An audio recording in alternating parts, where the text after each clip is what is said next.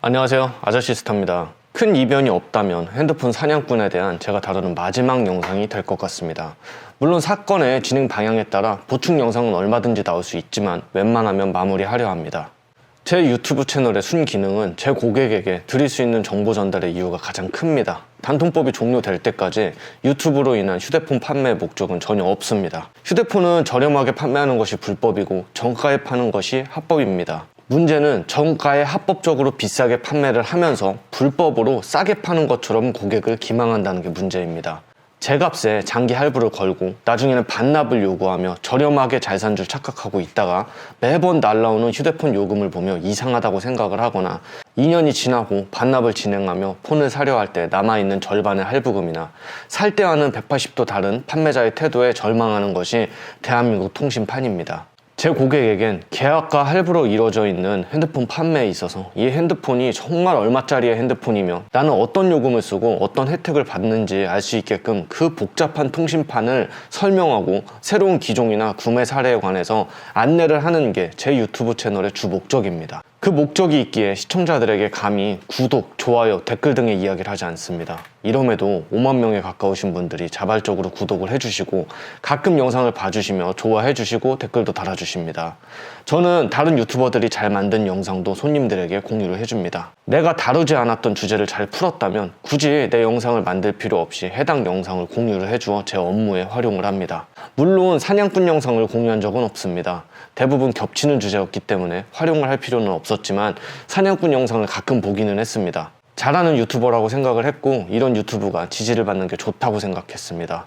실제로 통신 유튜버가 많아지고 더 많은 정보를 사람들이 접하는 게 정말 좋다고 생각하는 편입니다. 단통법상 저렴한 구매를 위해서는 물밑에서 비밀로 이루어지는 계약이다 보니 많은 지식이 필요하고 이런 지식들은 많으면 많을수록 소비자에게 도움이 된다고 생각합니다. 그러다 보니 제보가 들어왔을 때 처음엔 사냥꾼의 편에서 생각을 했습니다. 의심을 지우는데 1달 반이라는 시간이 걸렸습니다. 1달 반이라는 시간 동안 사냥꾼의 영상을 보면서 저렇게 호갱 탈출에 대해서 이야기를 하는데 안면 몰수하고 이렇게 대응을 하고 기망한다고?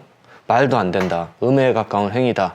라는 생각이 들었습니다. 하지만 포털에도 올라와 있는 상세한 피해 사례와 가끔 올라오는 안 좋은 댓글들이 삭제가 된다는 것을 알게 됐고 작년 아이폰 12 때 선불금을 가로채고 환불을 거부하는 피해자들이 정말 많았다는 것, 그 피해자들의 단톡방, 밴드가 여전히 존재하고 있었다는 것에 점점 피해자의 상황을 신뢰하고 피해자에게 먼저 약속했던 버즈2와 정품 케이스가 언제 오는지만 확인을 했습니다. 사냥꾼은 계속 발송했다고 하는데 결국 당도하지 않았고 이때부터 제가 제대로 알아보기 시작했습니다.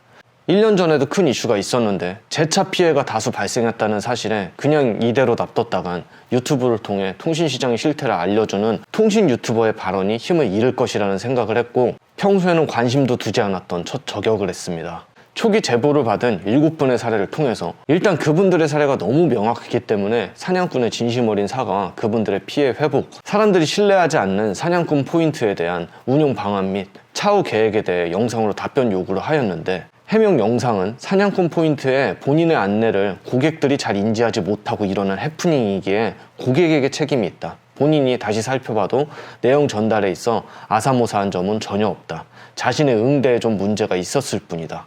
누나가 재판연구원이라고 한 것은 감정싸움 중 일어난 손님과의 간단한 이슈다. 아이폰 12는 검찰까지 조사가 올라갔지만 결국 아무 혐의 없이 끝났다라는 등의 변명으로 일관하였고 결국 저에 대한 명예훼손 고소를 예고하고 가족을 건드렸다는 식의 감정 호소를 한 뒤 제 채널에 들어와 자급 제품 지역 화폐 판매를 문제 삼으면서 민원을 제기했으니 어디 한번 막아보라는 말에 좋아요와 하트를 날려주며 해당 내용에 대해서 유튜브로 영상을 올리겠다고 답변을 드렸습니다. 어찌됐든 사냥꾼 본인은 정상이며 제가 가족까지 건드려가며 저격을 한 거고 아무 문제가 없다. 모든 것은 본인을 고소해서 법에 따라서 말씀을 드리겠다고 이야기하셨던 내용 때문에 과거 아이폰 12 때 합의를 해줬던 사람들은 본인들이 강경하게 하지 않고 피해금만 돌려받고 합의를 했기 때문에 또 다른 피해자가 생겼다고 새로운 피해자들에게 연신 사과를 하며 당시에 변호사를 통해 도움받았던 고소 서류와 각종 민원 양식을 서로 공유하며 돕는 중이고 방송사 기자들에게 제보를 진행하고 이슈 유튜버에게 제보를 하여 이제 앞으로 다룰 영상은 더 전문적인 기자와 이슈 유튜버에게 넘어갈 예정입니다.